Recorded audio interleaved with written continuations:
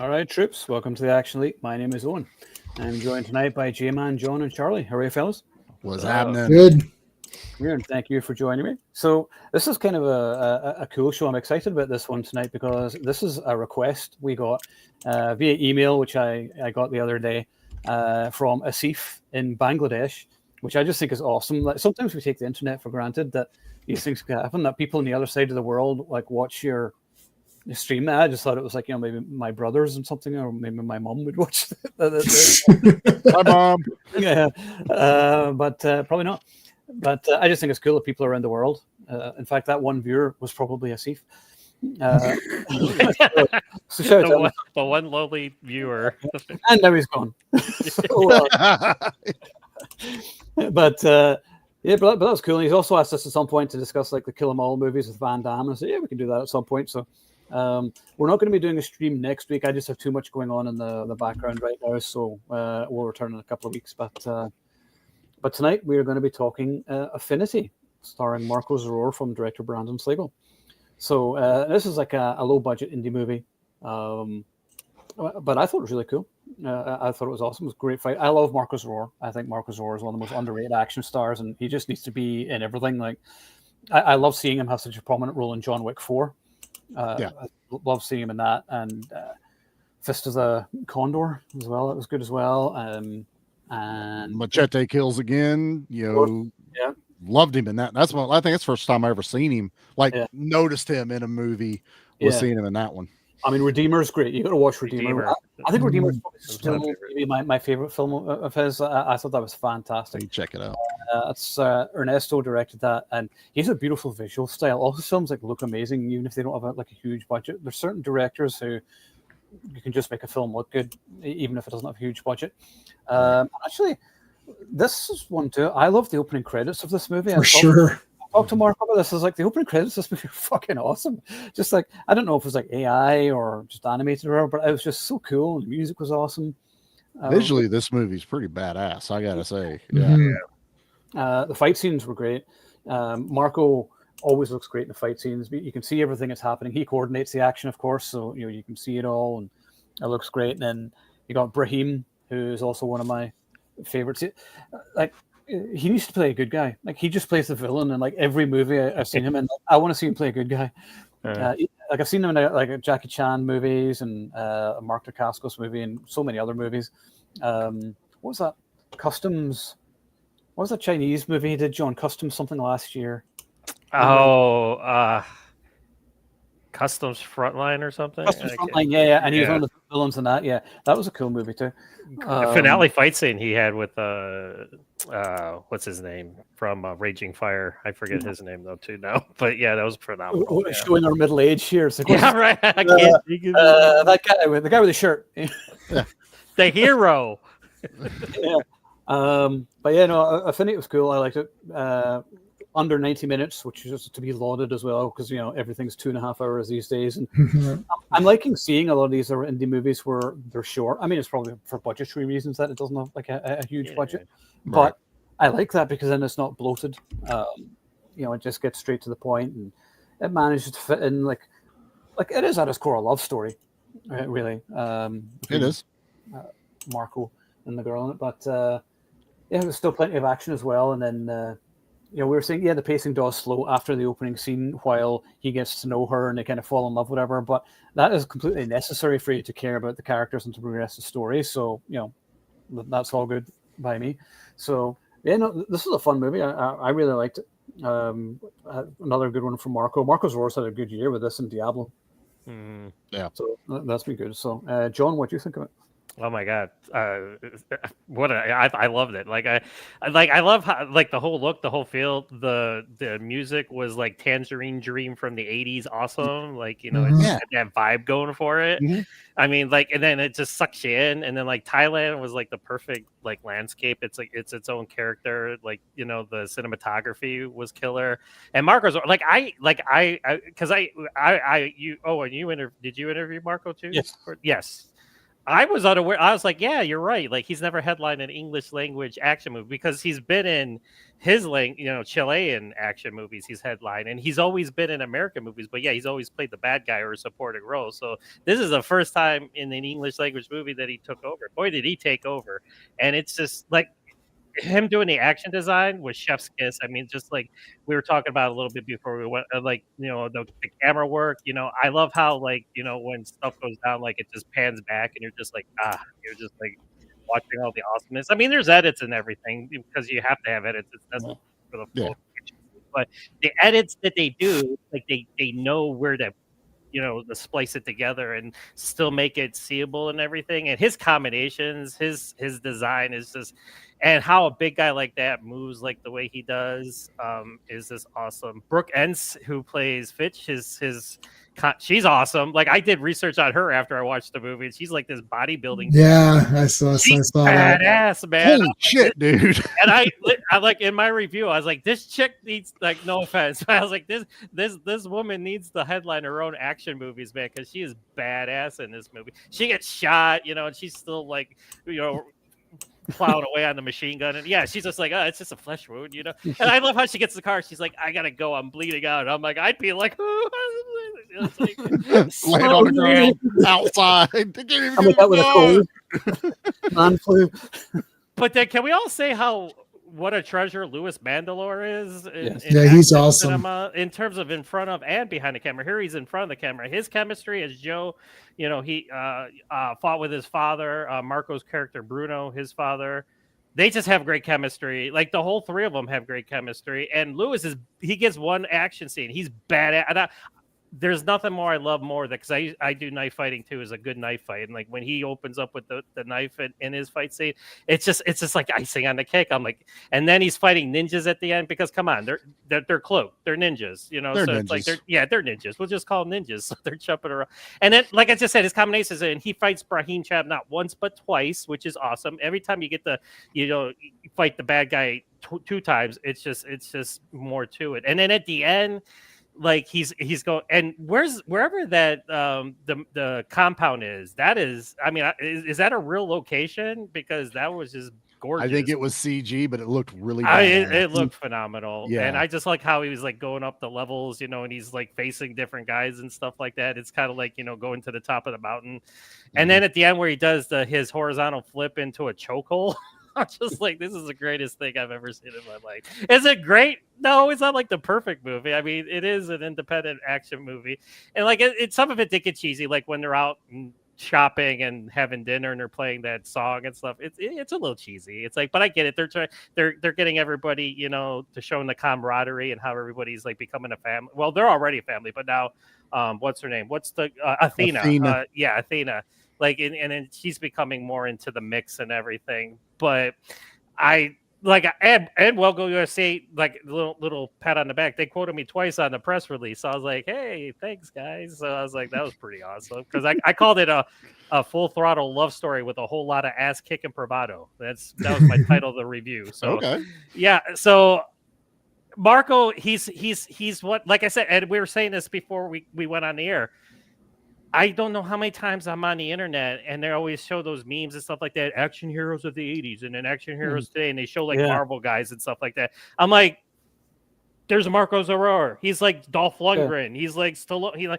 He's this big, huge guy that not only can he can do what Stallone can't do. I mean, it's just like, why are you guys complaining that there's no action stars? Yeah, there's plenty. Just support the genre, which they don't. Exactly. Yeah. And I'm just gonna let it rest from there. It's just, like I said, the atmosphere. It's got a noirish, like dark tinge to it. And like I said, the music's awesome. It's got that Tangerine vibe, like I said.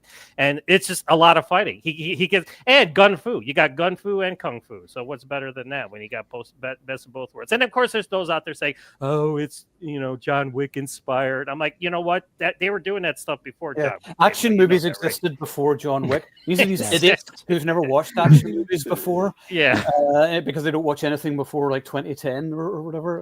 Right. It's like educate yourselves before you comment on my links, please. It's because I'm just gonna delete you. Never gonna happen, John. Never gonna happen. You know better.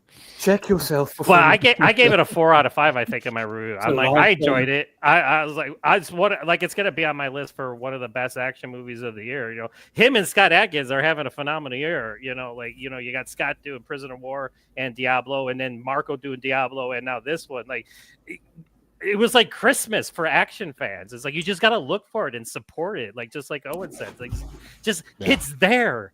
And there are good movies out there. Like, a lot of times you see us on this podcast and we're just like, you know, but there are good action movies still being made. It happens. And for whatever reason, independent cinema seems to be, they understand the assignment most of the times. And then it's just like you got the directors and the filmmakers that are doing it. And this is just another example when you have talent like Marko Zaror and Louis Mandylor, Brooke Ents, like I said, I gave her props. This is what you get. And when you got a stunt team that knows what they're doing, you just pan the camera back and just watch the awesomeness happen. So there you go. And he really should be changing his name to Louis the Mandalorian. I mean, why he's not done that yet? Louis of Mandalore. And are we doing spoilers? Are we doing spoilers? What are the? Well, I guess there's a spoiler. Yeah. Well, I know. I would say spoilers ahead. Go ahead. I would just say Lewis has a scene towards the end of the movie where I was just like, just a little bit. I was like, you know, just tiny bit. I know, J-Man, you don't cry during movies, but it's like I got. If there's any, I only get emotional if it's happy. Fair. Right, like not the fair. other way. That's like, fair. Or inspiring. Like, for example, when Sam picks up Frodo and he goes, I can't carry your burden, but I can carry you. You know, like that gets me excited. The sad stuff, I don't, because I'm like, it's a movie. I don't know. For some reason, it doesn't affect me. But if it's like a pumped up, happy thing, or like an epic moment, you know, like then it gets me excited. Yeah. Well, I won't spoil it, but I'll just say he has a scene with Marko towards the end of the movie where I was just like, oh my, I'm like, he's just a good actor. He's a good filmmaker and a great actor, and he's one of the undiscovered action stars. Like, you know, more people need to. I mean, I was watching back in. You remember Martial Law with Sammo Hung? He was on that show. You know, and then he did Champions, you know, the MMA movie that they made before MMA was cool. So yeah, so he's a treasure too. So yeah, so. Yeah, you can't. Not enough good things. Not enough good things. But just to finish your point, because we were talking about this before we went online, and I've seen websites who will remain nameless saying, you know, who are the next action stars, whatever. It's like, why are there no action stars? There's plenty. You're just not, you know, going to see their movies. Joe Taslim, Louis Tan, Marko Zaror, Scott Adkins, Iko Uwais, and he's got that new Timur movie coming out in December, which is going to be awesome. Michael Jai White. I mean, there's tons of action stars around there. You just need to support them. And if like, oh, but the movies are low budget, and I was like, well, that's because they're not making money. If you support them, then they'll be able to go on to spend more money. How much budget did you think they had in the 80s and 90s when they were spitting out Canon films and PM? Yeah, Canon didn't pump a lot of money into their movies all the time. Right. What? They were still awesome movies. So it's like, they were. What's the difference then? That's the big. They're not well. Okay, A, they're not coming out in cinema, but B, even if they come out in cinema, they last for 5 minutes. Yeah, so there's no chance for any. When they're saying where's the big action star, what about where's the big horror director? How about where's the big anything? These things are not things anymore. Like, there's no set standard name. Like it's like, oh, John Carpenter. Oh, I gotta go see that. Oh, Stallone. Oh, I gotta see Stallone. Oh, I gotta see Schwarzenegger. They don't. It's not just action; it's anything. Yeah, every genre. Everything. It's just indifference about everything. And if you show anything, you're mocked for liking something. You're like, you know, you just.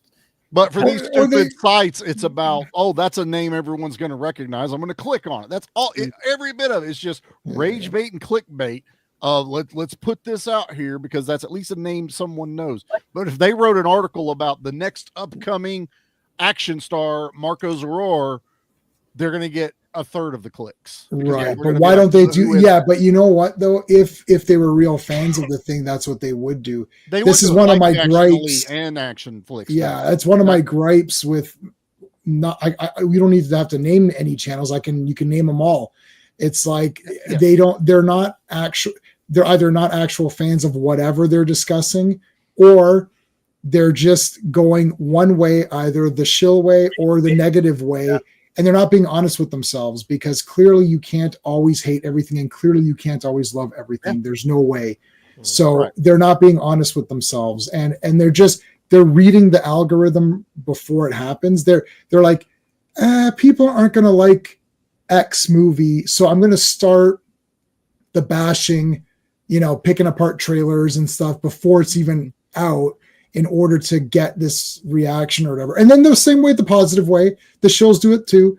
Oh, this is going to be fantastic. It's like, did you watch the same trailer I watched? Because nothing happened, right? Like, Right. It works both ways. And no, everyone is dishonest. If you're honest, you're not going to make as much, because unfortunately, you're never going to be on trend, right? No, honesty isn't ever going to be trendy. I mean, look at how many websites and Instagram pages now talked about Superman. That fucking piece of shit James Gunn movie. All I could see is people talking about that all the time. And I was like, oh, it still made less than Man of Steel, but they all went quiet about that.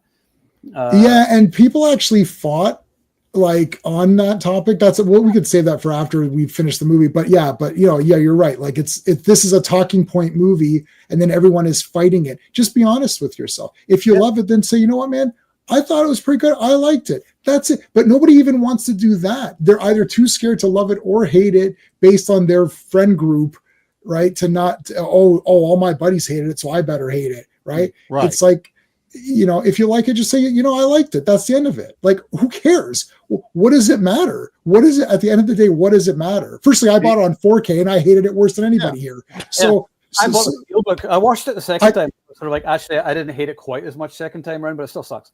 Right. Yeah, it sucks. But, but I still bought the 4K because I'm a Superman fan. Yeah, exactly.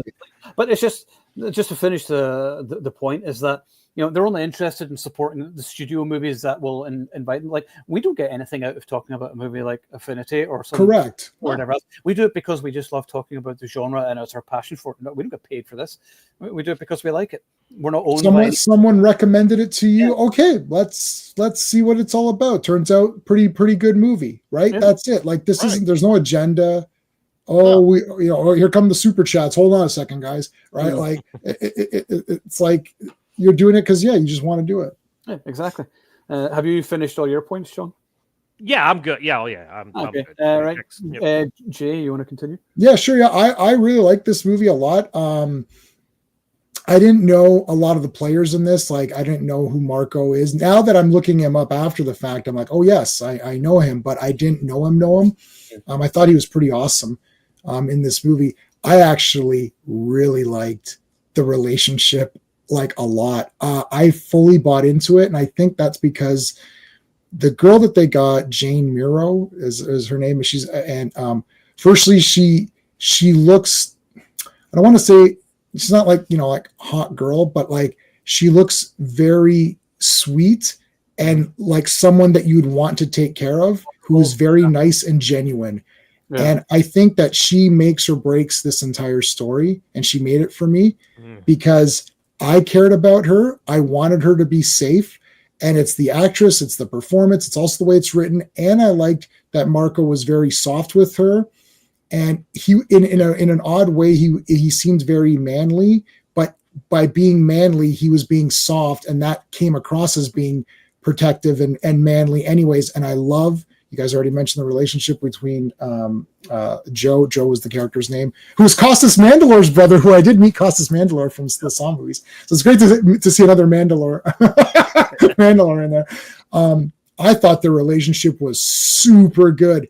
I was like, okay, this three, I think John said this, the family, the three of them together, I was like, yeah, this is really good. I actually forgot this was an action movie. And I was like, when the action started, I thought, ooh, I would have liked a little bit more with them, because I don't know why. I think what happens is, this is more comparatively, like in most movies, when they have these relationships, when I got to save the girl is almost always irritating. Yeah. And half the time I'm thinking, do you really need to save her? Maybe. Did you ever see Ruthless People? Yes. Of course I saw Ruthless People. Okay, yes. So Ruthless People, where they kidnap, and he's like, I don't want to pay. They're like, give us the money. He's like, no, I don't want to pay. And he's like, and then they're like, they didn't kill Bette Midler. And Dave DeVito's like, how come you haven't killed her yet? You said you're going to kill her if I didn't pay. I didn't pay. Why is she still alive? It's like that. A lot of the times in action movies, that's the kind of characters you get. And I think both women, you guys mentioned the other girl too, is like that bodybuilder. She's awesome too, because she's loyal. She actually cares about the guy instead of trying to look smart. this is a very tough thing to pull off. She's a tough girl, but she's not tough because she's trying to act cool in front of her friends and be tougher than they are. She's not trying to be tougher than Marko. She's his friend, his backup, loyal. There's no love triangle stupidity crap. She's truly a friend that he can rely on in a tough situation. Same with Joe.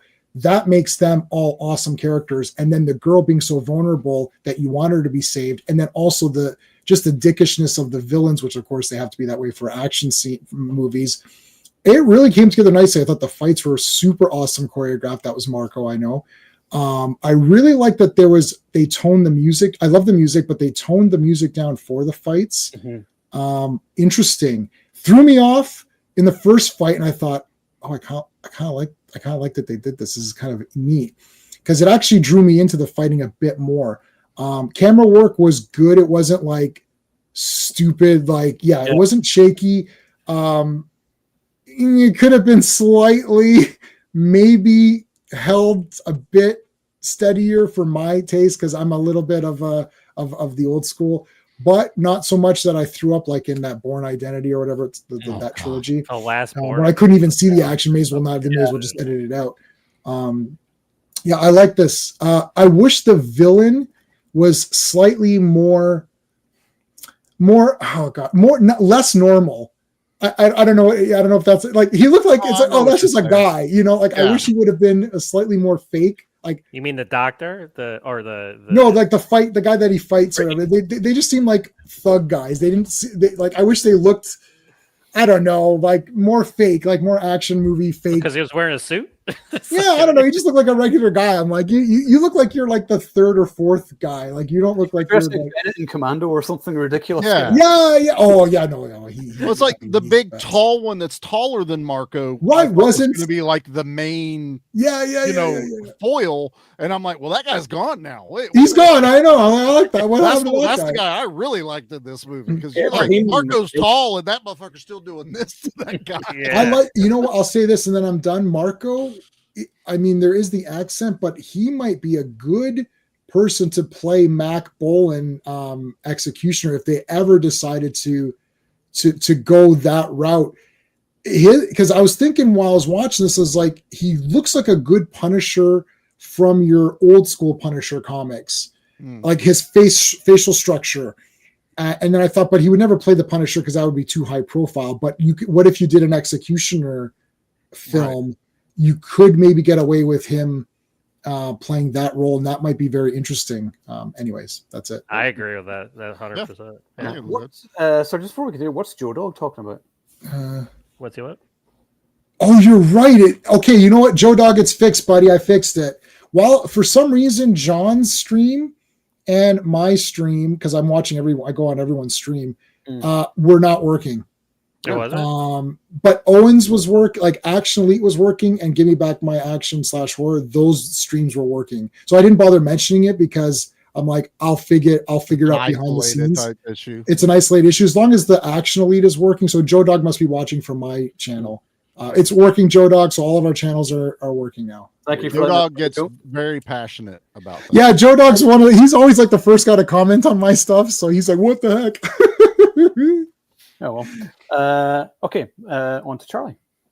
Yeah. So I was noticing something. I don't watch a whole lot of the new movies like Owen and John do. I mean, you guys get to do it because you do the websites, so you're trying to keep up with things. But I also like whenever we throw these into this stream, it kind of forces me to watch them, and I'm just as guilty. I don't sit there and watch the new ones, and I'm just like, there's no good action movies. And then you guys got to kick me in the dick and be like, no, there's some good action movies if you just fucking watch them. We tell you about them all the time. And this is one of them. I really did like this movie. I like Marko Zaror. I had seen him in, we talked about Machete Kills again. Or Machete Kills is the second one. Yeah, he was awesome in that. Yeah, he's the android that they keep bringing more of him back. And I'm just so fascinated by his fight style. Because he's so tall, long arms, long legs. He's got reach to him, and that's a difficult thing to fight against if you're a little dude like Danny Trejo or something like that. So I always like, to me, he'd be the perfect Vega in a Street Fighter movie. Yes. Oh my God. Yes. Yeah. You put Oh that mask shit, on that's him and genius, the claws. buddy. That's Like, oh my god. He is and then, always. like, who did they cast in a new Street Fighter for Vega? Like, that Dude, would they have been dropped great. so many names. I don't even know who is cast anymore. But so I've always so I was like, okay, I definitely want to check this out.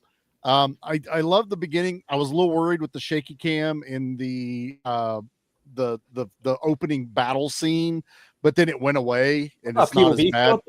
Yeah, I think it was the POV shot. Yeah, because that's supposed to be like that. Yeah. Yeah. So I like was the video game, point of view. Yeah, it's where you're looking through the HUD basically as him and his brother, which I was like, they didn't dig into that a whole lot. I think that was just for style, just in the beginning. I think that didn't carry forward. Yeah, and that's where I was happy. I was like, okay, we're not doing that throughout. This movie like changes its gears immediately. You do get a very stylized world that I love the look of. It's futuristic, but not super futuristic, but it's beautiful looking. As far as cinematography with this movie went, I love the visuals of it. It looked amazing. The girl, she's got this like ethereal look to her almost. You know, she's only done like two things. This and some, I don't know if it was random a Disney movie that we're never going to see. Basically, she's like an Instagram model, but I'm like, well, she's putting the work in. I believed her as it. J-Man, you nailed it. The way Marko changes his demeanor around her, but yet he's still the protector. You still feel like he could rip a dude's head off if he looked at her cross-eyed, but he's super gentle and soft with her. That was insane. I was like, that shows me Marko can act. If you actually got him into doing more. What's going on, Sean? Getting him more into these roles. And so I was really enjoying it. It does slow down a little bit for me, building this whole relationship. They could have sped it up a little bit. I like the build. I like the family dynamic with Finch and Joe and all those guys. And that worked. When she first called Marko and I saw, you just see the cell phone real quick. I swore it said bitch across there. And I was just like, so it was Fitch. Like, is that his ex-wife? What's going on? But it's Fitch. And I went, oh, that makes so much more sense now. Bitch, what's up? What is it? She doesn't come across huge immediately till you get into the movie, and then like she's like putting shit on, and she's got fucking biceps bigger than both of my arms put together. She reminds me of the one girl from the Nemesis movie. Check her out on YouTube, man. She's a beast. Yeah, I can't remember. Sue Price? Yeah, it was a Sue Price. Yeah, just from the freaking monster. She's more slender and way more attractive. Oh yeah, but it's just my opinion. You see a giant woman and she stubs that rebar in that guy's neck. I was like, yeah, that was awesome. Yeah. No, the only other thing that is kind of odd is just it jumps from this like nice love story. He's dealing with the death of his brother. There's a drug going around that he fell victim to, and it's like, okay, what story are we following? Because now all of a sudden we're in the future with ninjas and this evil doctor that's cloning. Never about ninjas, FYI. I will never complain, but it's just I was like, what move? Where did I miss the deviation here in the movie? And I didn't. It just kind of rolls into it, and then this guy's like making clones of his dead wife from children up. I was like, that's weird. That's really fucking problematic. I don't like that at all. But that's unethical. Yeah, I prefer the whole alien resurrection thing that it ends up at the end with the tubes and they're all one age. I was like, that's better. And we get away from the adolescent angle of it. I wanted the bad guy to be fleshed out more. I think if that's anything, the main villain longer. Because he's kind of it was me all along. I was waiting for Marko to be like, who the fuck are you? The same thing at the same time. I love that you both did that. That was great. I would have got away with it. It was for you meddling kids. That's hilarious. He has his own symbol that everyone's wearing. Yeah, that's cool. The movie. I was like, I like this that. guy. This guy's awesome. He's got an entire field of this flower for this drug, and I'm like, oh, what are we? Nothing. Nothing happens from it. That's how he's financing his Yeah, that's the whole Dr. Freeze or Mr. Freeze of everything, trying to he is a doctor, but they call him Mr. I feel that's very very poor. He didn't go 10 years in medical school to be called Mr. Freeze. I got respect. I call him Dr. Freeze. Okay, exactly. That's how it works. Yeah. But that's really my only, I'm not even going to say complaint. That was just the only thing where I'm just like, I feel like I'm watching two separate movies and then they just put them together. But the fights are badass. I think I preferred the tall henchman. I don't know which one that was in the things, because he towered over Marko. And I know Marko's freaking tall as shit anyway.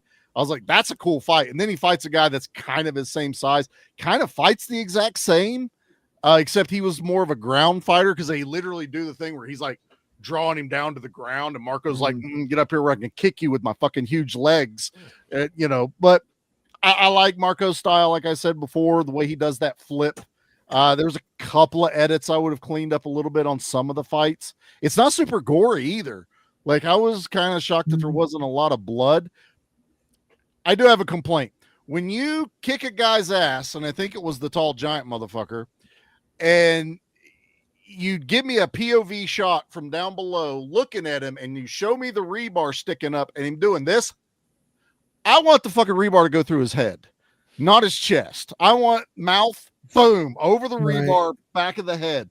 Because when he falls, I went, yeah, I can see that. Still dead, I guess. Now we're nitpicking. This wasn't violent totally enough. But I caught myself because I want it through the head. I was like, it's gonna go through his head, and I was like, I'm hanging on a fucking hook.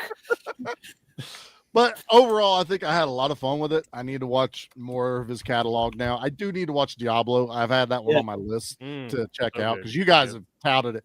Yeah. I have watched some. Like, I watched Triple Threat, the Michael Jai White, I forget the other two guys' names, the Sub-Zero from the Mortal Kombat movie. And I loved Triple Threat. That movie was nice. It's not in Triple Threat. I thought it was in Triple Threat. It's Tiger Chen, Eco US, and Tony. Eco US. That's who I'm thinking about. The Eco. Yeah. So watching that, I really liked that movie, and that was a more modern one that I caught on streaming just randomly because it looked really cool. I think my hesitation a lot of times has been, there's been some streaming movies that we've all tried to watch, like, what was it, Gray Man or something like that, or the Gray Man, and then the Smokey movie where it's like you can't see anything. And then Mary Elizabeth Winstead did a movie a couple of years ago. Kate, it wasn't bad, but I was just, I've never gone back and watched car chase of all time though. Damn. Yeah, and what was the one we just did that everything was CG'd in it, and it drove us up a wall. Oh, with Batista? Yeah, with it was the one with Batista. Kill something? Killer's Game? Killer's Game. No, I think Killer's Game. That's what it was. Marko. I think I saw his name. Marko was in that one too. Marko was in assassin. Okay. He was doing the fancy, dancing as he was kicking his. Was it that one, or was it another one where they fight? There's like a club fight that's really long, and we all. Oh that was the. That's Havoc. That's Havoc. The whole opening was the whole opening was fake. Yeah. Fight. It's that time when I'm like, it might be good, then again, it might not be good. How about just not have I don't know. You know what I don't understand, and this would be a good question for the director. But if you're seeing your budget, why don't you make your movie conform to the budget that you have? Yes. Not have a chase, and not have. If you can't do explosions or real car chases, right? Let's not do them. Yeah, don't do because it. You don't have the fights in this. Yeah, the fights don't cost. I mean, they cost something, but they don't cost anything compared to. And the fights were awesome. So concentrate. Pull a blood sport. It's like make all the fights good, make all the characters quirky, interesting, and then go with that. And then people can walk away and say, "Man, the fights were badass." Not because you walked away from that movie, Charlie, and I thought Havoc was pretty cool. Like, it was a fun movie, but that beginning's brutal, and it's like all you're left with is like, "Oh, that was really dumb in the beginning with that." And that's what you're left with. Yeah, it got better. Yeah, it was better in the end. Yeah. Go ahead, John. Fights cost due to time. That's where they cost the most. Because as I thought, you're talking to Scott Adkins and all these guys. It's like, I had 2 hours to make this fight. I'm like, well, you did a good job with it, for your 2. Because then he was talking about, he's like, I've had movies where I've had 3 weeks, it's like, that's where the money comes from. But yeah, I totally agree. Don't put in a car chase or don't put in helicopters if you can't make it look real, and just get me Marko Zaror kicking somebody in the ass for 90 minutes. I'm and like, this one, I'll give it credit. They do that. I noticed the scene, like it's when she goes, I'm bleeding out, I gotta go, I'll give you the tracking.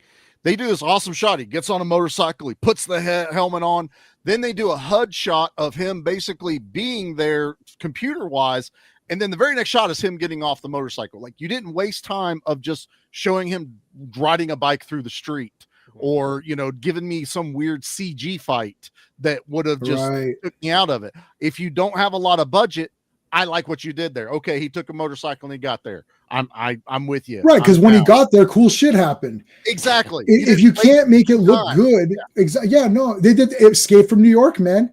They couldn't crash that thing. He goes, okay, we'll make it digitally, like they're tracking it digitally. It's like dee, boom, and it exploded, and that's it. Okay, perfect. Yeah, it's the Indiana Jones airplane on the map. Perfect.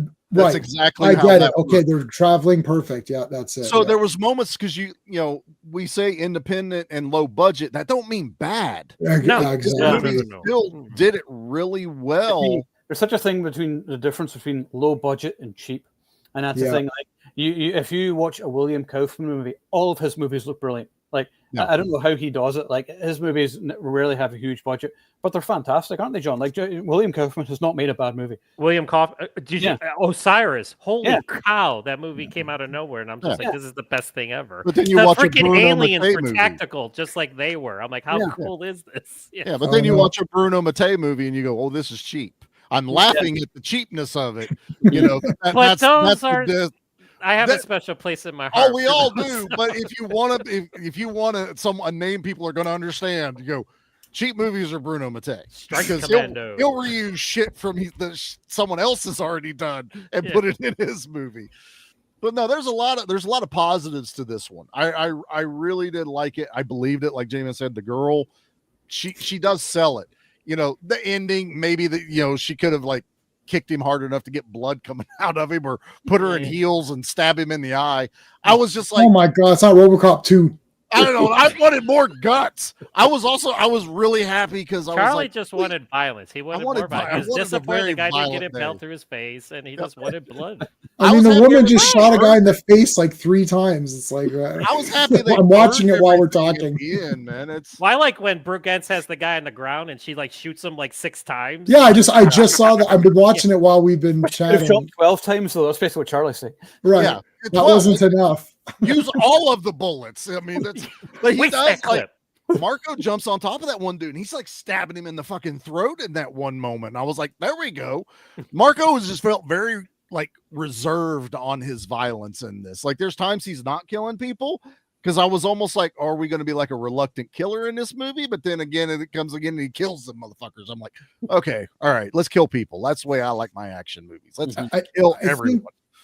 I think the kidnapping of the girl. Well, I mean, obviously, it's obvious that was the trigger to get him back. But he hasn't fully, he doesn't fully get back until it's okay, now I need to get. He doesn't get back until he needs to get fully back, and then he's fully back. Well, he has PTSD to begin. Yeah. So and I get that, but also why are the villains keeping him alive every fucking time? They drug him, and then he's wakes up and he fights the guys when he's getting mugged. But then when they come and steal her back from him, they choke him out and he's still alive. You guys have ninjas. Why are you leaving people alive that can come back and get you? Just wait, in the first scene, I think that was just street thugs. I think that's just random. One's the drugged, but whenever they came and stole her back, they choke him out. Whenever they take her, because he sees them walking her. Well, that's because he says to them, I think, mind your business or whatever. This has nothing to do with you or whatever. And they know that it would just bring too much heat if they kill them. That's fair. Yeah. But I'm not sure if they knew that he would go that far. It could have been he's just the chef or something. They were back off, and then Steven Seagal. He's just a cook. He's right. They didn't know he was Steven Seagal or whatever, and then in that movie they should have known, but definitely should have known. If a guy's walking around and he's a chef, but he certainly does not look like a chef, then he's probably some ex-Navy Got a SEAL. fucking bullseye thing in the middle of the galley that they're throwing knives at, and they're in the bullseye. I'd be thinking about that guy a little bit. So we've established that Steven Seagal is the best. That's all that needs to be established. He just needs the ponytail. Give him He's a the best ponytail. from like this moment to this moment. He's the best. Oh, he's still the best. I don't know. I watched a Jesse Enkamp video where he meets him. I've watched that like once every couple months. I found him to be very nice in that video, and he seemed very cool. He gave him that punching thing. I don't know. He was nice to me. Exactly. Yeah, it was nice to Owen. There you go. Yeah, exactly. He was all my love, Steven Seagal. What did he say to Owen? It's all he good. loves Owen. So there's that. That's all that matters. Yeah, he's fine. Listen, I'll take fine. Steven Seagal sitting in a chair kicking people's asses any time of the day. I was like, give it to me. That's all right. Listen, why would you need to get up? Yeah. I wouldn't get up. That's badass. If you're kicking somebody's ass when you're just sitting your ass down on a chair, that's badass. I agree with you. That's almost psychological fighting right there. Yes, that's right, Charlie. Getting up. See, now it took 40 minutes, but you figured it out. I'm on the page. Look, to sum it up, Steven Seagal's the best ever, and this movie, I just wanted more violence. That's pretty much my thoughts. Fair enough. What's that poster behind you, John? That's next to the John Wick one. I can't see what it is. Hold on, let me make them full screen.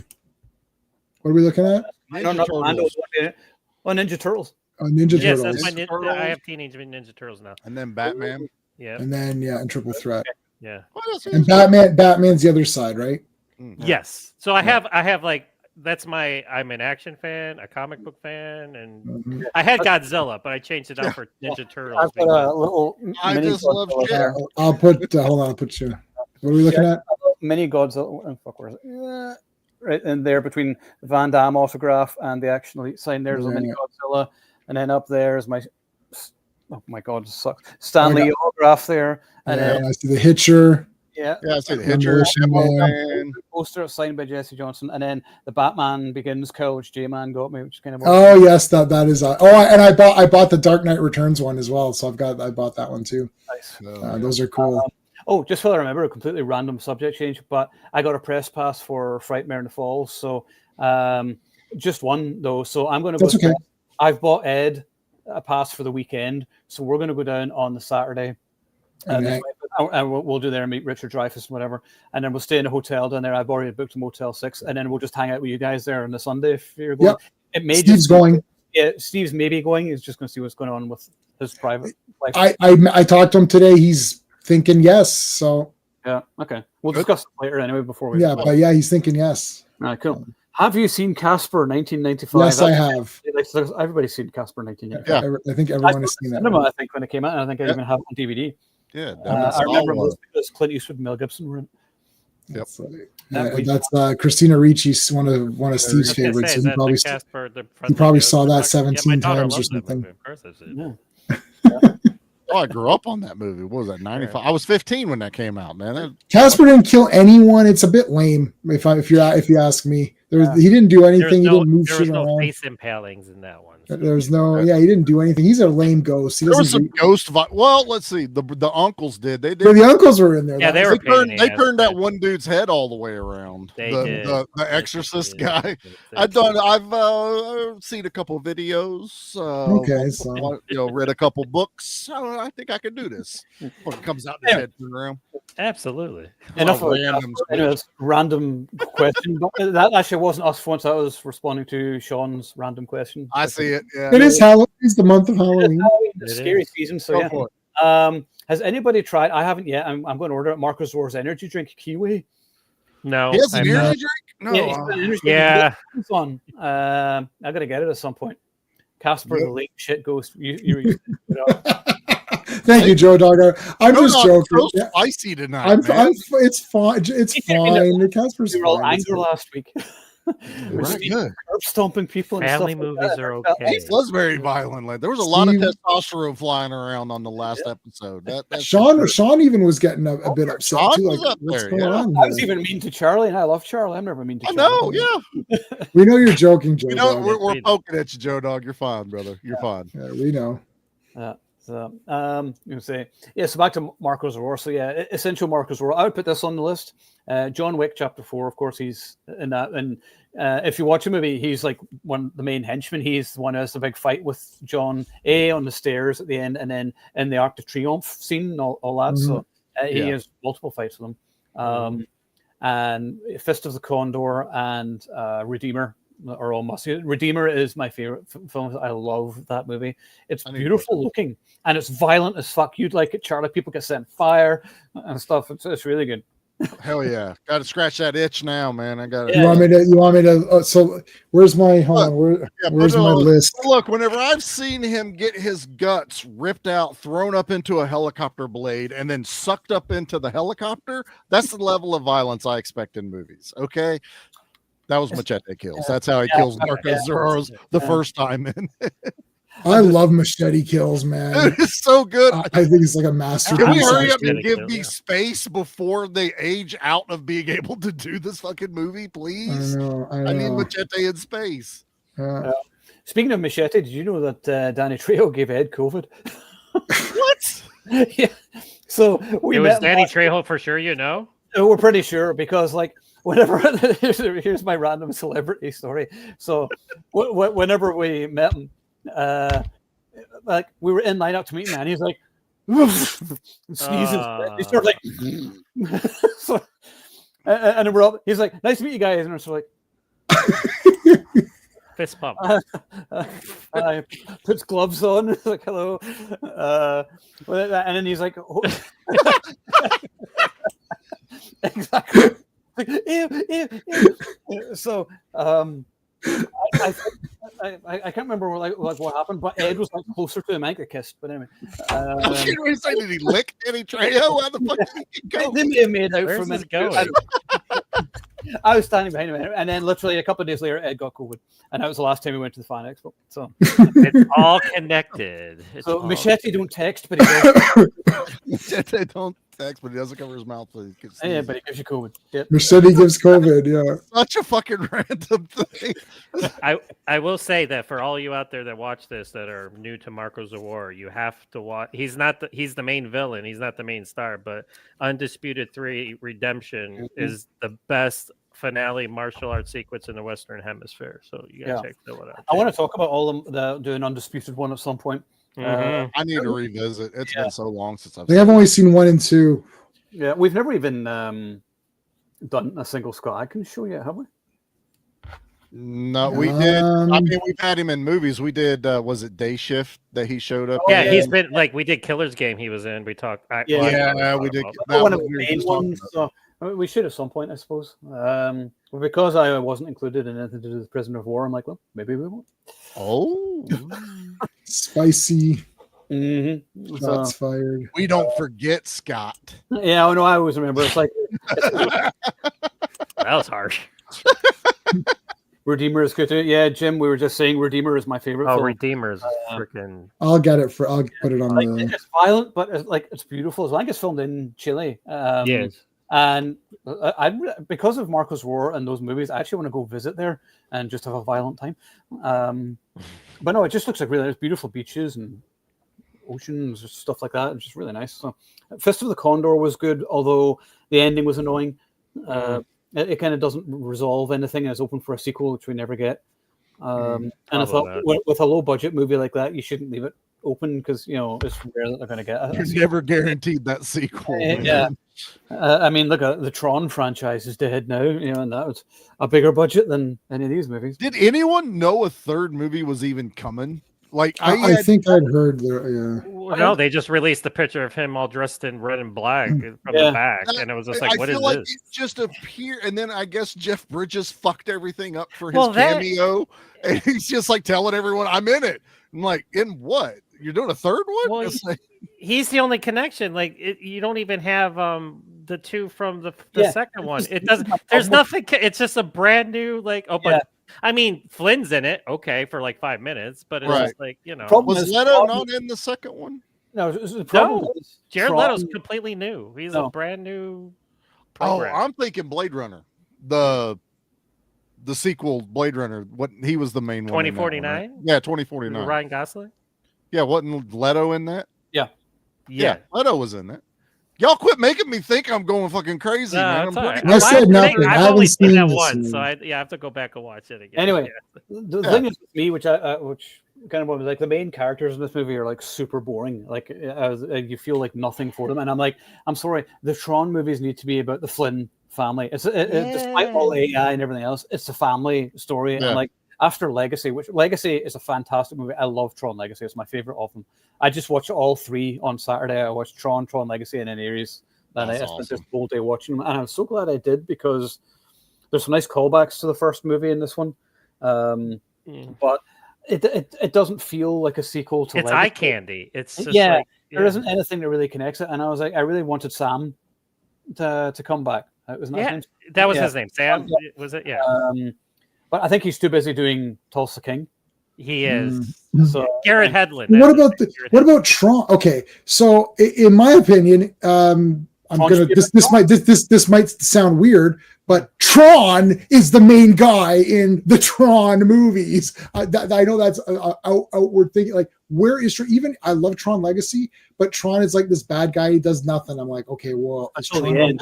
Till the very end, and then he's gone. Is he in part 3? Is Tron that's him dead in Legacy, and he's not come back. So I was like, what? This isn't even Tron. Why? This isn't Tron. Like Tron fights for the user, so Tron should be the best character in it because he fights for the users. That's the point of it. He comes back into the real world as Tron or whatever, and he has to stop them or whatever. Like where's Tron? Like, to quote Fubar, where the heck is Tron? Like Tron, it's called Tron. Like I don't understand. Like Flynn is on. It's supposed to be Tron and Flynn teaming up like they did in the other one, and then they team up again to fight. Clue was in part 1 because he's the first. Yeah. He's the first program that gets destroyed. Okay, fine. Right. So then he remakes. You could think, okay, he remakes his Clue program, but like, what are the programs doing? Like, I think they've lost track by this third movie. Like, what's happening? Like, who are? I don't know. Maybe they explain it. I'm gonna watch it. I'm gonna buy it anyways because I like the Tron movies. They visually look cool. I'm just like, what's happening? Like, what are the programs? They're coming into the real world. Okay, but what are the programs? What are they in the computer world? Like, it's very defined in the other movies. Like, it's like, like there's no like disc games or anything in this one or whatever. Yeah, like where's that? Like, that's all part of it. I mean, like I was just talking to the sound editor before this of Tron Ares, and he was saying how they were going for like a darker, grittier story, and I was like, well, yeah, it is, but it's not really Tron though, is it? Because like there's no Tron. Flynn is barely in it. It's just an AI movie. And it's the same as every other movie these days. Oh, look, it's AI. AI is bad. James Cameron said this back in Terminator. It's the same thing. So Megan 2.0 was awesome, by the way. I saw your review on that. I love Megan 2.0, but anyways. And I can see them thinking, oh, let's bring it out into the real world, and that would be really cool, which it kind of is per se, but it's just like, that's not the story. The story is about being in the program and but so it just, I don't know. Like I said, if you're looking for something visually awesome with 9 Inch Nails, which once again should freaking score every single movie from now to the end of time, that's about it. Music was good. Jared Leto, he's not bad at like Jared Leto's got more. I like Jared Leto. He's got more personality than anybody in that movie. Yeah, people kind of the problem in this movie. He's actually fine. I like him. He was funny too. Yeah, he like really cool hair. He did a 180. What's that order? The hair? Yeah, the hair is good. Hair is fantastic. His beard is cool. I am jealous. I think that's probably it. People are just jealous because he's multi-talented, and I think that's a part of it. Like, well, then he method acts, I guess, and everybody else is annoyed by that. He won't let him in his cult. Well, they throw his name. They throw his name because the movies he's in are doing bad, as though like Suicide Squad sucks. Like, yeah, he sucks as Joker, but that whole, even if you digitally remove Joker, that movie still sucks. Yeah. It's the theatrical release has less of him, and it still sucked.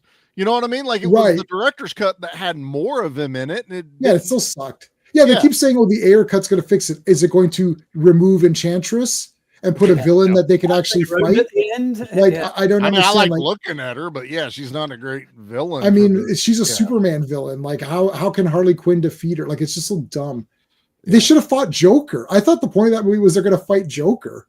Yeah, me too. I did. Yeah, like I thought they got Harley Quinn because she's the girlfriend, so she can get an in. Like Joker's run amok. Batman couldn't stop him or won't kill him, so they're just like, you know what? Let's send the Suicide Squad to kill Joker. He was supposed to be a bigger antagonist in Ayer's version, but the studio went and they like nope. Well, because that was the fake Joker.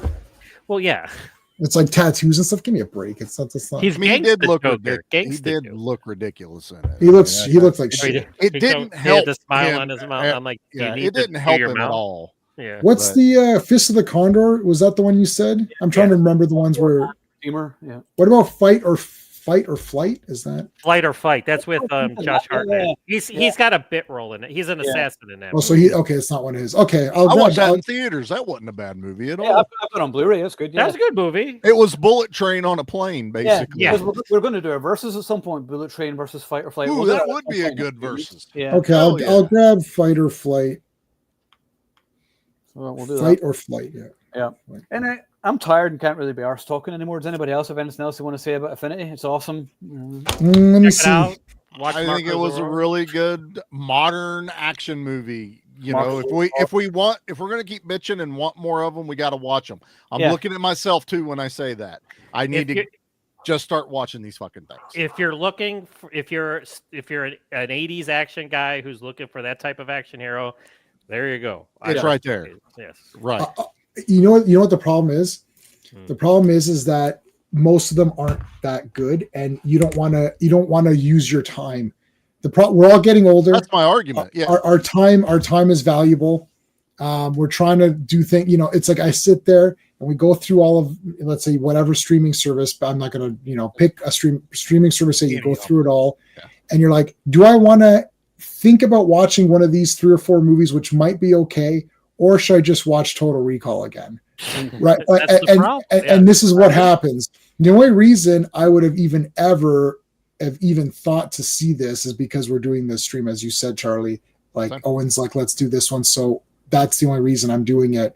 And a couple of other panelists couldn't find the time to do it. And same thing. It's very difficult. Our time is valuable. We have, ailments now too. And there's other people who are, we're helping out. So it's difficult to find this time. So we're sitting there saying, should I watch this or should I watch something that I've seen, 100 times because it's good and you just got the guaranteed it's good and I don't have to invest my time into it. Well, that's the thing. Like I get screeners to review movies all the time, but then I just end up watching Universal Soldier for the 5,000th time. Right.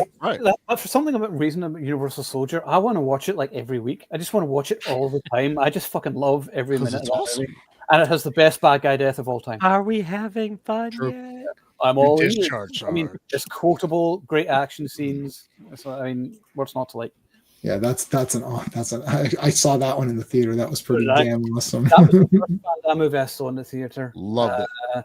I just want to eat. Theater, and then I can't remember if I saw Double Impact. I know I got it on VHS anyway. I saw. Let me see. The first one I saw by myself where I was able to go was Nowhere to Run. That was the first one that I was like, so after that I didn't miss any. So I saw Hard Target. Hard Target. I don't think Hard Target was early. I don't think that played anywhere though. I saw Time Cop, Street Fighter, Sudden Death, Quest, Maximum Risk, Double Team, Knockoff. Yep, saw all the. I saw Hard Target 3 times in cinema with my dad. So I wish my dad had been a bigger fan of Van Damme. I would have been able to go see so many more. I saw Universal Soldier. So that's the first one I saw. Does that make sense, Owen? Yeah. No, because Universal Soldier was 1991, I think. Yeah. And that was the first one I saw because I went to see it with my cousin Patrick and Ed. And Patrick is the one who got me into the Van Damme movies a couple of years beforehand. So it's like one weekend. And then, Cyborg. We watched Cyborg, Kickboxer, Bloodsport, Death Warrant in the space of a week when I was there in VHS, and I was like, right, I'm now a fan. And Lionheart, of course. Yep. What's so annoying? Like Lionheart is coming to 4K, and I'm going to get it. I think it's the movie I have the most copies of. I think I have like 5 or 6 different Blu-rays of it because they just have different titles. I have AWOL, I have Leon, I have Lionheart. I'm like, but it's got a different title. But the movie's the same, but it's got a different title, and the box is different. It's got artwork on it. It's got the cover from Death Warrant on the front of it for some fucking reason, and half of them too. And Knockoff is coming out. I'm gonna have to pick up that because I only have that on DVD. So, I think I got that one in a collection. That's the only way I've got that one. I Yeah. have it on DVD. I saw that in the theater. Van Damme when he was a full-blown drug addict. that was his dark time. But even then, I still enjoy the movies for what they are. So. I like Knockoff and Double Team. Oh, I didn't say I didn't like it. I just said he was snorting when he was making that movie. I think I liked every one of them that I went to go see in the theater. That was an event for me to go see the next one. Then I'd put the poster up on my wall. I had, as each one came out, I had the next poster from the video store. And it was the video store releases because they'd get the posters and they'd sell them for like 25 cents or something. Yeah. I remember being super excited for the Quest when that kicked. Yep. Oh, I was super pumped, and James Bond's in it too. And they're like, "Oh man, this is gonna be awesome." I know they got Roger Moore. So we got tons of stuff to talk about in future ones. So see out there in Bangladesh, hello, and thank you for supporting us and for watching. We've talked to Affinity, and we will do Kill 'Em All at some point. We're going to discuss all of Van Damme's movies, all of Stallone, all of Arnie. It's going to happen. Next up is going to be True Lies, because I can't believe we've never actually talked about that before. But that's not going to be next week. I've too much going on outside of this right now to concentrate on it. So we'll be back in a couple of weeks to discuss True Lies, followed by Maximum Risk. Be fun. So that sounds good. So does anybody else have anything cool? At least we made it to an hour. Yeah, we got an hour. I don't know what I'm doing. I'm doing 100 things. So there's just so much going on. Yeah, I'm doing a stream every day, except for next Wednesday. So that's I'm open. People who want me to be on, you got an come open on spot. mine. You can come on mine. We'll talk about something. You want to do it on Wednesday? Then we can do it. Well, on Saturday night, I'm going to see Sisu Road to Revenge. Yes. Oh, try. It starts at 9:45. I was like, that's literally when I'm going to bed. Right? So Owen, same thing. I was like, because you're like Sisu 2. I was like, I'm doing it. And then you're like 9:45 Saturday. I'm like, oh my God, I'm not going to be, I'm going to crash the car on the way home. Yeah. I thought when I moved down here, I'd get more of the movies coming to the theater. That is not the case. Yeah. We're not getting shit anymore. Yeah. But Sisu isn't out until November. This is part of the After Dark Film Festival. So I just went onto the website and it says Sisu this Saturday. And I was like, oh, fuck, book. And it was only $15 for the ticket. And I was like, that's great. I've heard great things from people. I think you'll like it already. The trailers look amazing. So yeah. I can't wait. So I might try and watch the first one. I might watch that during the day on Saturday. Sisu does Mad Max is basically what it is. Yeah. And it's got Stephen Lang, and Richard Brake as well. Yeah, so it looks awesome. Oh, he's going to be at Frightmare. Yeah, I'm going to meet. I want to meet everybody there. I'm going to want to meet actually. So I like Stephen Lang. Yeah, well, he's good on screen. Well, yeah, I don't know him personally, but I met him. He was there in that set visit, and frankly, he was a dick. But that wasn't really his fault. But, we hate Stephen Lang now. Yeah, fuck that guy. Danny Trejo gives you COVID, and Stephen Lang's an asshole. Yeah, honesty. That's what you'll find here. Yeah, I love the Danny Trejo doing me COVID. I'm gonna add a T-shirt. There's T-shirt. Allegedly, you gotta say allegedly. Allegedly. I put Squirrely Dan on the back. It just says Danny Trejo gave me COVID, but on the back, Squirrely Dan allegedly. Allegedly. He probably didn't, but I don't know. The story tells better that way. Exactly, and the timing was off. So let's just say that he did. It's a better finale. And if Lord practice, he did not. I love it.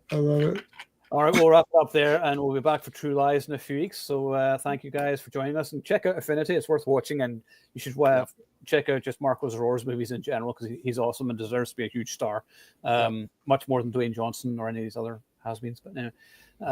So we'll wrap it up there, and remember, if you are watching, you are the Action Elite.